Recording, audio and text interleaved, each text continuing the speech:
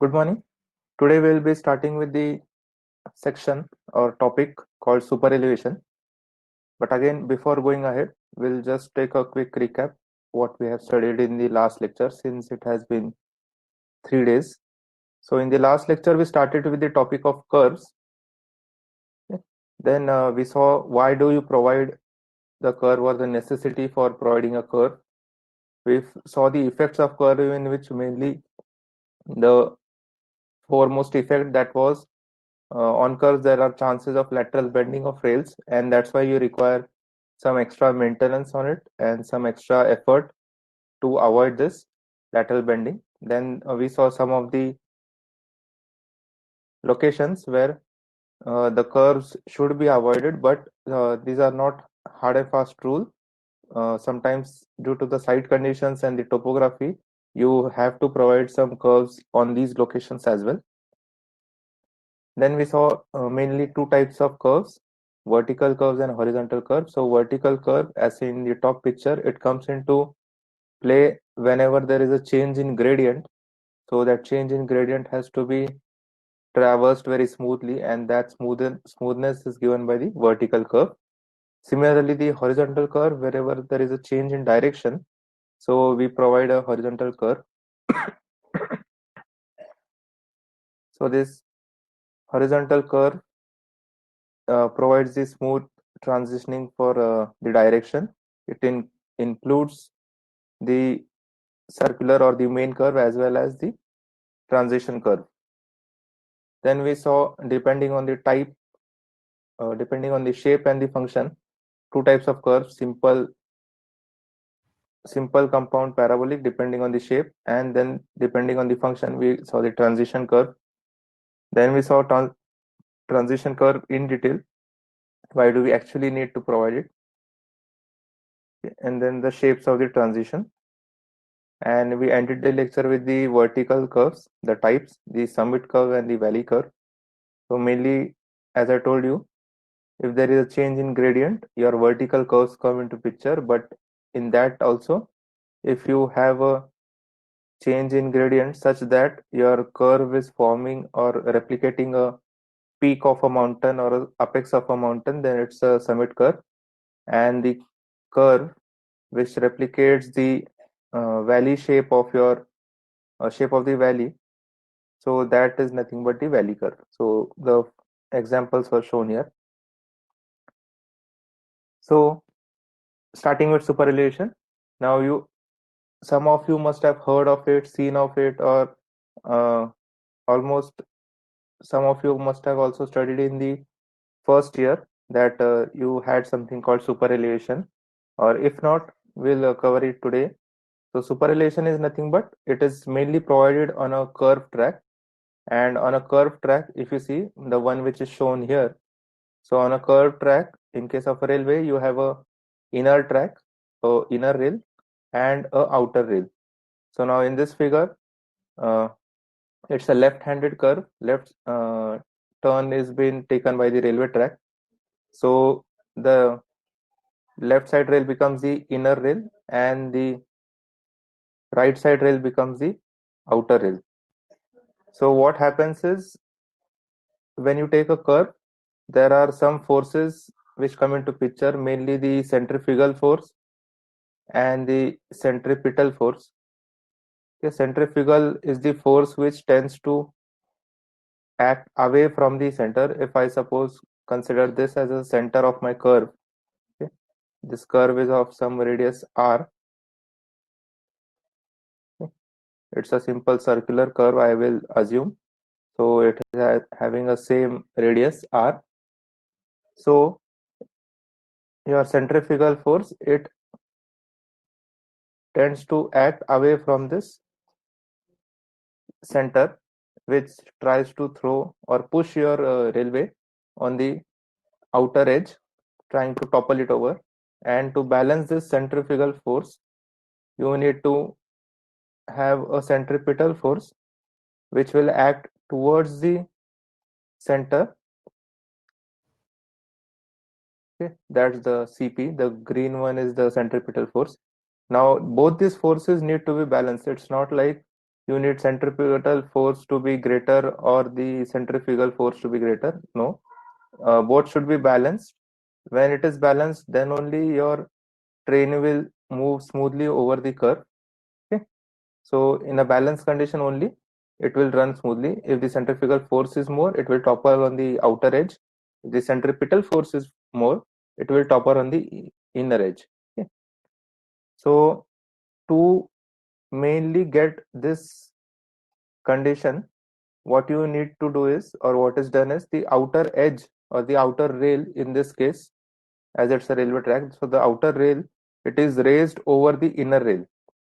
As you can see here also visually, you could just see that the outer rail seems to have a little bit more elevation than the inner rail. So this, if I draw it plainly over here, so this is what I'm trying to say. So this is the outer rail, this is the inner rail. So the outer rail is raised over the inner rail by some distance, and that distance is known as the super elevation. So that's the basic definition. We'll be seeing actually how it comes into picture. So before that, the objective of providing super elevation. Now again, as we have seen the transition curves in the last lecture, so it also had some objective, and in those objective you were seeing the term super elevation coming into picture and the centrifugal force coming into picture. So same way, you have a correlation of that with the super elevation. Now as I told you, what super elevation does is it allows you to balance out the centrifugal and centripetal force. Okay. So that's what it does. So the first objective is it introduces the centripetal force. So the moment you go on increasing the super elevation, the centripetal force comes into picture because we are tilting the track on the inner side, or we are what you can see in this picture also, a super elevation is provided here, and the train is seen to be tilted towards the center of the curve. Okay. So if we are tending it to tilt it towards the center, so we are introducing the centripetal force, and how much centripetal force is being introduced, that depends on how much we are tilting this railway, or that is how much we are providing this super elevation E. So as I told you, we have to balance it. We don't have to give a maximum centripetal force. In that case, what will happen, the train will just collapse onto the inner side of the curve. Okay, so you have to balance it so that E value should be sufficient enough to only balance the centrifugal force. Then in case of railway, what comes into picture is we have a fixed track. We have two rails, and your wheels are supposed to run on those two rails only. So whenever you are providing, or you are introducing such forces, the centripetal and centrifugal, so those forces also will act on, or they will have some effect on your rails as well. So the super elevation, it helps in distributing the loads at the rails as well. So it makes sure that no single rail is being overloaded, so that it gets damaged early. So it provides the equal distribution of your wheel loads on the two rails. And then due to the super elevation, whenever your train takes a curve turn, so it's the turn is comforting, it's smooth, and you don't have any discomfort for your passengers, and from the safety point of view of your goods also. So that's what is the objective of providing super elevation.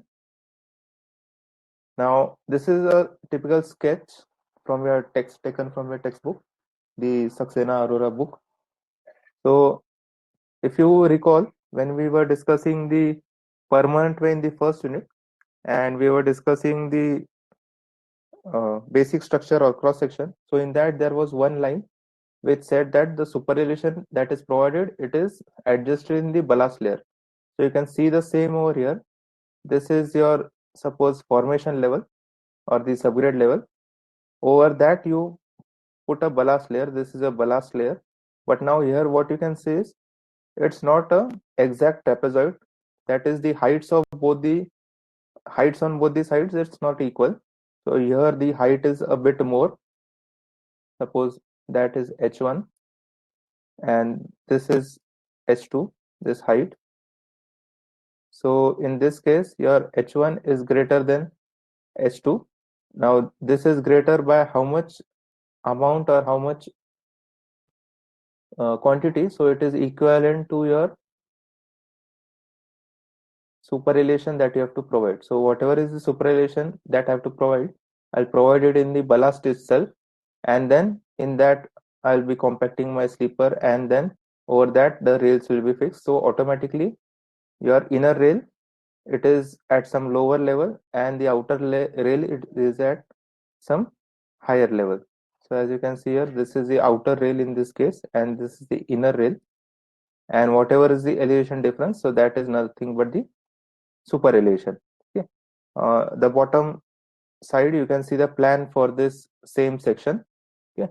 So as I told you, there's an outer rail, there's an inner rail, and sometimes if your curve is too sharp, okay, so to check or to keep the wheels in position so that they do not derail, so you have a extra rail called as the check rail. Now you will not find this check rail everywhere. Only if you have a sharp curve, you will be having check rails. Otherwise, for normal curves or mild curves, you just have the regular two rails, that is the outer rail and the inner rail. Okay. Now you have a small derivation for this. So it's very simple derivation. Just the figure, if you see, the figure is also not that complicated. I hope everybody can see this. So the same cross section which I showed you earlier, the same I have just drawn here. So this red color is nothing but the ballast layer. You can just concentrate on the hand icon. Okay. So this is the ballast layer. In that you have a sleeper embedded. Now this blue dotted line on the bottom, this is the exact horizontal axis. Okay. So you can see your sleeper, it is somewhat tilted with respect to this horizontal axis. So for explanation purpose and for visual purpose, I have just made the tilt exaggerated so that it is visible to you. In actual cases, unless and until the curve is too much sharp, you can't visibly tell that there is a superelevation or not. So the two photos that I showed you previously, so in that case the curves were sharp, so that's why you were able to uh, infer that your outer rail is somewhat raised over the inner rail. And in the second photo, there was actually the railway running over it, so that also made the effect. So here the same thing is done. The outer rail, this is the outer rail, it is raised over the inner rail by a distance of e, and what you can see here, this s is nothing but inner face to inner face distance between the two rails, but it is an inclined one. What we know is the distance between the innermost faces of the rails, it is nothing but gauge, and gauge, it is a linear distance. So if I measure it linearly as in along the horizontal axis as a reference, then that will be the gauge g. But if I measure the inclined distance, as we have whole system, it is inclined, so this inclined distance between the inner faces of the rail, it is termed as a value capital S. Okay. Now remember this bottommost blue horizontal dotted line, it is the horizontal axis, and now here one more blue dotted line you have, which is connecting the top surfaces of the two rails. But if you see, this line is inclined. Okay, it's not exactly parallel to this horizontal, it is somewhat inclined. So this is now showing the axis on which your whole system is placed. Okay, so it's just a tilted one. Now over this, your wheel assembly comes. So this is the wheel assembly, the main wheel, the trade part and the flange part, which is connected by a axle. This is the center line of the axle wheel system, which is also parallel to this inclined axis. Now, if I consider a weight over this, weight of an engine or a weight of a bogie, so it will have some center of gravity. So for simplifying the things, I have not shown the entire train bogie or the train engine. Just I have shown the center of gravity. Okay. So this is the center of gravity, and we all know that the weight component will act predominantly in the downward direction, and this F component is nothing but the centrifugal force. Now we said that the centripetal force will be acting, but that centripetal force, it is not actually some force which we show in the force resolution diagram, but it comes into the picture when we resolve these components of F and W. Okay, so that forms the centripetal force. So that's why that centripetal force is not shown in picture here. Now, as we know that it is tilted, the system is tilted by an amount of E, the super elevation. Now, if I convert this, to tilt this, I need to provide it some angle. Okay, so if I consider the angle between this sleeper, the bottom of the sleeper, and this horizontal axis, so that angle it will be alpha, and that same angle, the angle by which the sleeper system or the rail system it is tilted, by that same angle the center of gravity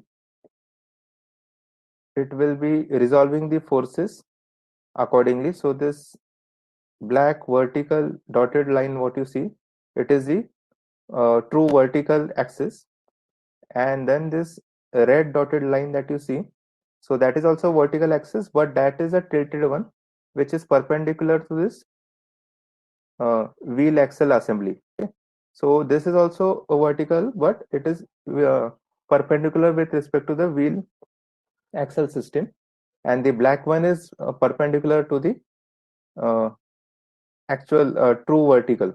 Okay, so the angle between these two axes, that is the alpha angle, and that is the same angle by which your sleepers are tilted or the rails are tilted over each other. Okay, so this is the alpha. If I just now substitute the values of the angles, so the angle between this centrifugal force and this red axis, it will come out to be 90 minus alpha. Okay. So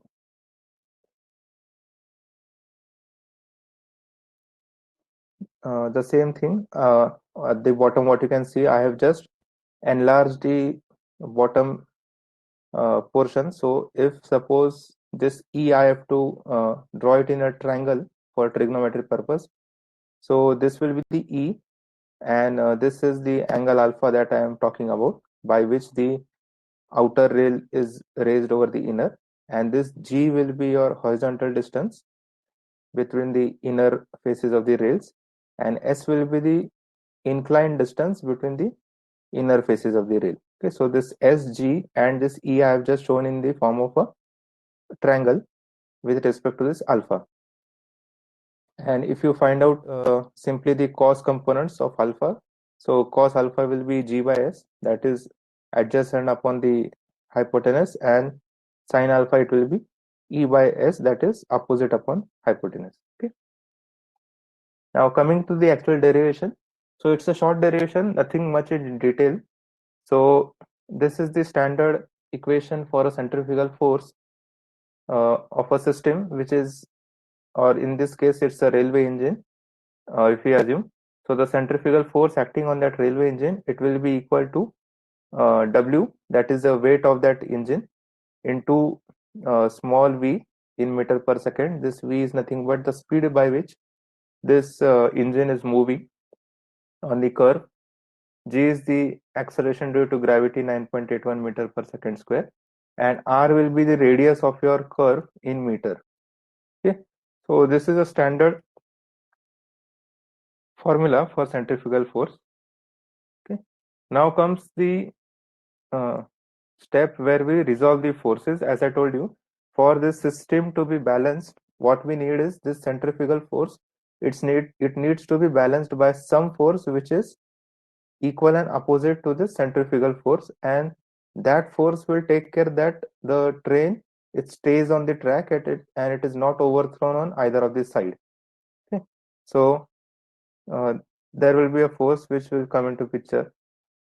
So if we resolve the forces, this W force, that is the weight force, and this F, that is centrifugal force, if it is resolve it along this axis and axis of this wheel system, okay, wheel uh, axle system, whatever are the axes, vertical and horizontal.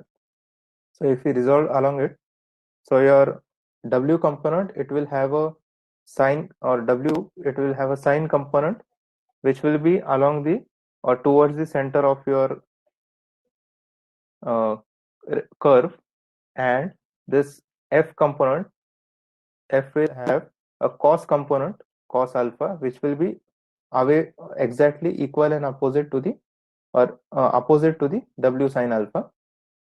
Now from where this F cos alpha came, if you see this angle, it also comes out to be alpha. If you just work out, this is alpha, this is 90 minus alpha, and I told you we are resolving this forces along the inclined surface, or considering that this is the horizontal axis and this red dotted one is the vertical axis. So if you consider that, so this works out to be alpha, and that's why this component, horizontal component, works out to be F cos alpha. Okay. Now what we are interested in, only in these two components. Now we will also have a W cos alpha, which will be somewhere here. Okay. And we will also have a F sin alpha, which will be again over here, but we are not interested in that, the downward forces, the gravity forces. We are interested in the forces which are causing, or which will cause the sway and overturning. So these are the forces, F cos alpha and W sin alpha, which will cause that sway or the overturning. So for balancing out the system, these two forces should be equal and opposite. So that's why F cos alpha, it should be equal to W sin alpha. Now if I just substitute the values, for F I have this value over here, WV square upon GR. For cos alpha, we have seen here in the left bottom, if you concentrate. So we have already drawn that triangle in which cos alpha and sin alpha values are there. So cos alpha is nothing but G by S.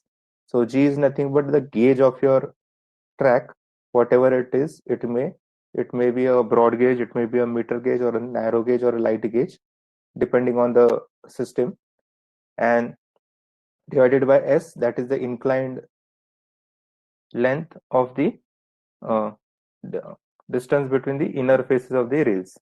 And sin alpha, it will be whatever amount we have raised, whatever amount we have raised the outer rail over the inner rail, so that amount, or that value, E, upon again the inclined distance. So we know cos alpha, we also know the sin alpha value. W, it is the weight component, it will remain the same.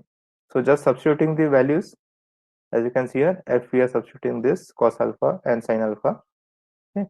This becomes our equation, and then thus cancelling out the common terms, and writing the equation in terms of E, because we are interested in finding out how much superillusion we have to provide. So E comes out to be V square upon GR into capital G. Now this V, mind well, it is a small v, that is speed is in meter per second, and this E value, it comes out to be in meters.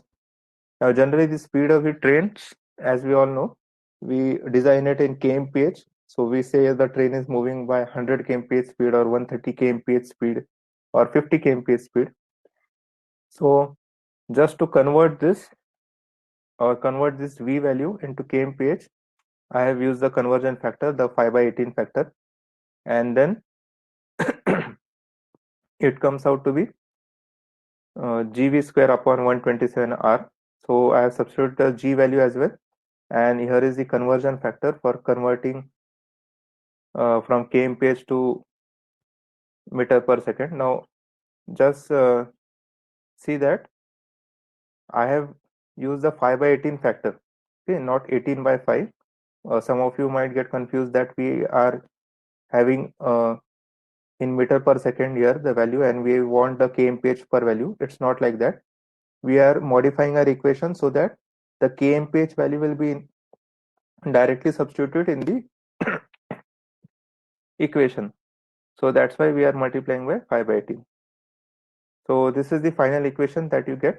E is equal to gv square by 127 r, and in this the r is in radius, radius in meter, the v is the speed of the train in kilometer per hour, and g is the gauge, whatever is prescribed for that particular track section. So the E value, it comes out in meters. Now this value is too small in meters. So if you want it in centimeters, simply divide it by 1.27 r, you will be getting it in centimeter. So this is the small derivation for this equation. The main thing is that we are balancing the forces, the F cos alpha and W sin alpha over here. So this is the formula. And as I told you, the components in it, that E is in meter, V is in kmph, R is in meter, and again gauge, it is in meter.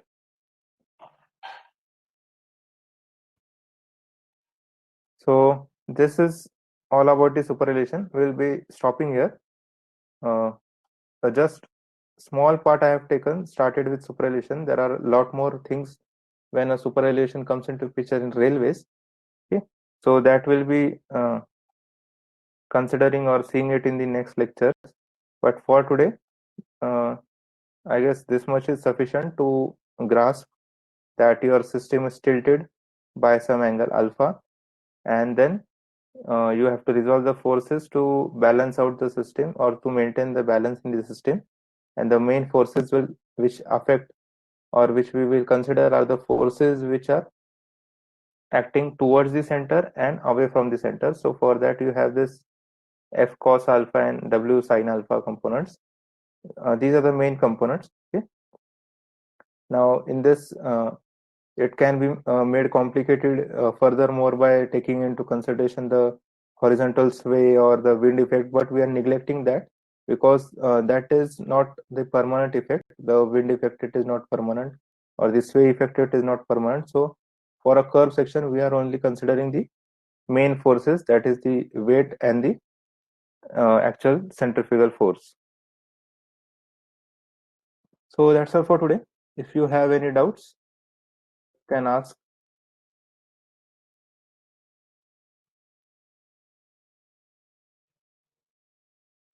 If you have any doubts, you can type it in the doubt section or the chat section, preferably in doubt section.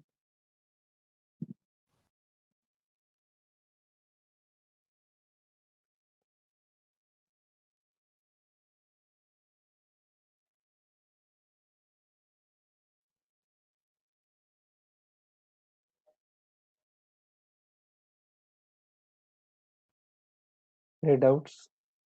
I have kept the today's lecture short because there was a small derivation and the concept of superrelation.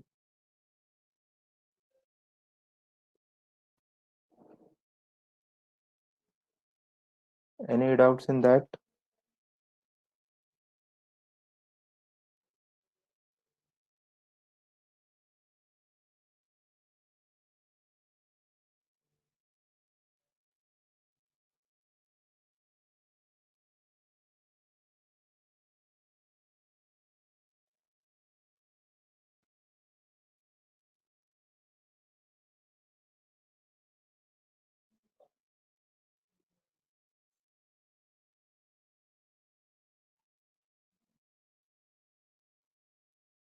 I don't see any doubts yet.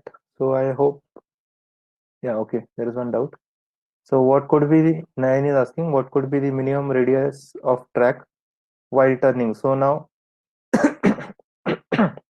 sorry, this will depend on the different geometrics, as in what is the design speed of your train, or for that section, suppose we are considering or we'll consider Shivaji Nagar to Akudi section. So in that section, you will be having different curves. So for that section, what is the type of terrain? And for that type of terrain, what is the desirable speed that is prescribed by the Indian Railways? It's not like you can have a speed up to 200 kmph for every section, depending on the topography of that area and that section.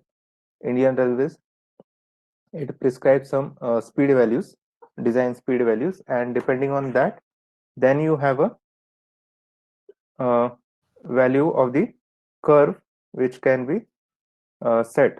For example, what I'm trying to tell you is, in this equation, if you see, the three main terms which are interrelated are the superelevation, the speed, and the radius. Okay, so if I go on increasing the radius, so that means I'm making my curve much mild. Okay, so it is as good as a straight section, just a small curve. So in that case, I don't need a superelevation. So in that case, my V can be greater. So it's logical also. If you have a mild curve, so you can move with a greater speed. So there are some values prescribed by the Indian Railways that this should be the minimum curve or this should be the maximum curve. Mainly, there is a restriction on the maximum curve. It's in very rare cases there are restrictions on minimum curve of a section.